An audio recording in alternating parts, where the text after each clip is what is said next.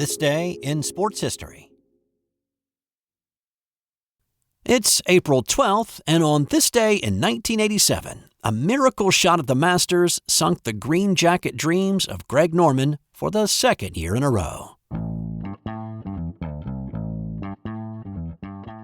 Larry Mize grew up in Augusta, Georgia. Now, you don't have to be born there to know the importance of the golf tournament, but Mize had been immersed in the tradition from an early age by his dad. He'd grown up a Jack Nicklaus fan, watching him hit shots on the range, and then following him around the course to watch him win it time and time again. Nicklaus had shocked a lot of folks the year before in '86, winning the Masters for the sixth time and doing it as a 46-year-old. Greg Norman finished second in '86, calling the shot that he hit on the 18th green on the final day as one of the most regrettable swings of his career. It was a disappointment that he hoped to rectify in '87. Now, Mize did not exactly set the course on fire with his play on Sunday. Every birdie seemed to have a corresponding bogey throughout the day. And after 17, he'd birdied 5 holes, but he was even par for the day. When he came to 18, he felt like he needed a 3. He talked himself out of hitting driver, instead hitting 3-wood off the tee, landing it safely beside the fairway bunker. He hit 9-iron to about 6 feet and then rolled in the putt for his birdie. Norman had not blistered the course either, really nobody had, but standing over a 20-foot putt for birdie on 18, he knew that if he holed it, he would win it. Mize and Seve Ballesteros were in the clubhouse at 3 under. Third-round leader Ben Crenshaw was in the fairway, a shot back. I wouldn't sell this putt short. To me, I think he's got a 50-50 chance of making it. He's coming off a good putt at 17.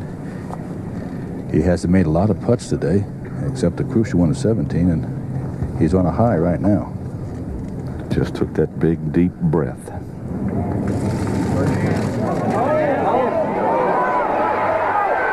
Oh my gosh, I don't believe it. That you cannot hit a putt any better than that and not have it go in. You're not the only one who doesn't believe it. And so Norman, Ballesteros, and Mize went to a sudden death playoff. Seve was eliminated on the first playoff hole, and after tee shots on 11, Mize was 170 yards out, 20 yards behind Norman. Both players gave the pond guarding the green to the left a wide berth. Mize mishit his 5-iron, and it landed well right of the green, about 100 feet short of the pin. Norman's was better, but not great. His 7-iron found the fringe about 50 feet away. Mize considered his options, and he came to the conclusion that there was really only one shot he could hit to get it close. A pitch and run with a sand wedge. Couldn't land on the green. Anything with less loft was going to be too hard, be too hot, and it'd probably run across the water. So I'm sure I was nervous, but you're so focused on that shot, and you know you've got to hit a good shot to put the pressure back on Greg, that I was, I think my focus obviously was really, really good. And I was just picking my spot where I wanted to land it short of the green, and it hit that spot, and I just was frozen watching it as it rolled to the hole. How's that look? To do it in a playoff at Augusta to win for anybody is just, it's kind of storybook, I guess. Norman took a run at his lengthy putt, but it rolled by on the left, and Larry Mize, the hometown kid, had his green jacket, and putting it on his shoulders that evening was the guy he'd grown up watching for so many years, the 1986 winner, Jack Nicklaus. Of course, ties after 72 holes were not always decided by sudden death playoffs. Back in 1954 on this day, Sam Snead and Ben Hogan played a Monday 18-hole playoff to decide the Masters champion. Tied at 1 over after 4 rounds, the two battled back and forth on the front 9. Snead dropped a 65-foot chip for a birdie at 10 to take a one-shot lead, and then took a bold swing at the par 5 13th, reaching the green in 2 and 2-putted for birdie. He would never give up the lead after that. Despite making bogey at 18, Snead won his 3rd Masters title by a shot over Hogan in the playoff. The Masters would not institute a sudden death playoff format until 1976, and it wasn't needed until 1979. Hey, real quick, You've heard me talk a lot about the Sterling Soap Company over the past few months, and if you haven't tried out their soaps, I get it.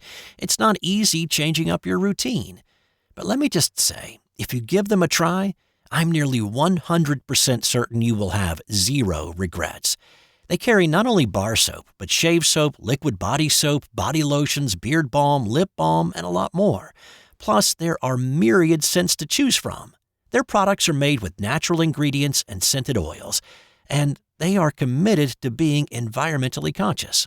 And I always get a handwritten note on my packing slip, so I know it's been checked before shipping, and it's a nice little human touch in a world that seems to be going away from that. Give Sterling Soap a try today at sterlingsoap.com. On this day in 1980, Ted Stepien bought the Cleveland Cavaliers, and during his time as owner, it was such a disaster that years later the NBA would institute a rule called the Stepien Rule. Stepien had been part of the ownership group of the Cleveland Indians in the 70s, and he also owned the men's professional slow-pitch softball team at Cleveland. Stepien had made his money as president of an advertising company, but having a lot of money does not always equate into having the acumen to run a professional sports team. Stepien's first questionable decision came early on when he hired Don Delaney to be the general manager of the Cavaliers. Delaney had no previous experience in basketball, let alone big-time professional sports. His only experience with a sports team had been briefly as manager of Stepien's softball team. Upon being asked by Stepien to take over the role, Delaney apparently replied, "You want me to do what?" Delaney was a business guy. He came in and started dumping players on the roster to reduce the payroll. And if you're picking up on some parallels to other things that are going on, I'm not going to stop you.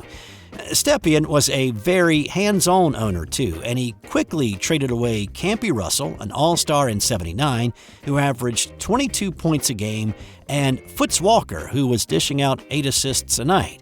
He also traded away first-round draft picks as if handing out samples at the mall food court. And it's not like they were getting some great quality in return. Roger Fegley from the Nets and Bill Robenzien from the Knicks both were gone after a year in Cleveland. The Dallas Mavericks coach at the time was Dick Motta, who said he was scared to go to lunch, fearing he'd miss a call from Stepien trying to trade one of his top players away. And then there was the merry-go-round of coaches. At the end of the '81 season, Bill Musselman was fired, and Delaney, the GM, the softball coach, the guy who was like, "You want me to do what?" Well, he was hired as the head coach of the team now. He lasted through the first 15 games of the '82 season, winning just 4. Then it was Bob Kloppenberg who coached 3 losing efforts before Chuck Daly was hired. When Daly arrived to coach his first practice, he realized he didn't have enough players to actually practice. Daly didn't make it to the end of the year either. He was replaced by Musselman in his second stint.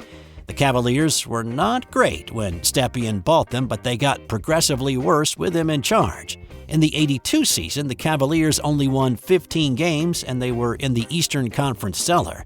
And they had traded away their first-round picks in successive years.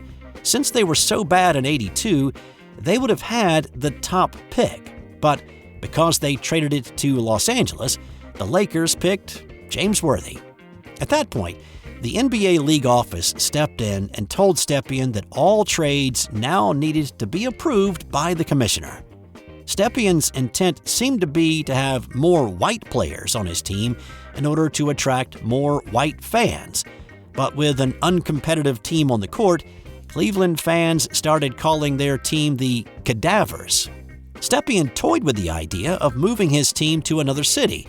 Those considered were Pittsburgh, Cincinnati, Louisville, Memphis, and Toronto. The move to Toronto seemed like a done deal at one point before falling through. Eventually, Stepien sold the team to the Gund brothers, and the franchise stayed in Cleveland. Now, it's reported that Ted Stepien lost about $16 million in his 3-year stint as owner because attendance was so bad. After the Guns bought the team, the NBA gave the Cavs additional first-round picks to rebuild the team, and then instituted the Stepien rule that stated that no team could trade away their first-round draft picks in consecutive years. On this day in 1877, a catcher's mask was used in a game for the first time. Harvard's James Tyng was the first to wear it after Frederick Thayer invented it. Thayer fashioned the mask out of a fencer's mask, and it became a high-demand item for catchers everywhere.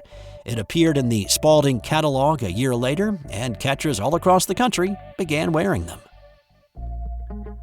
And time now for today's non-sports fun fact.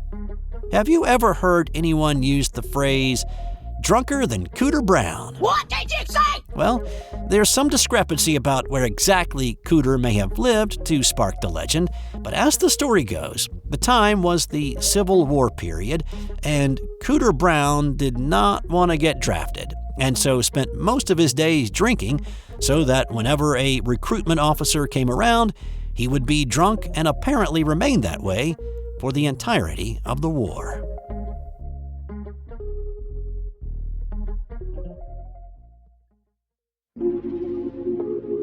This has been an original Thrive Suite production.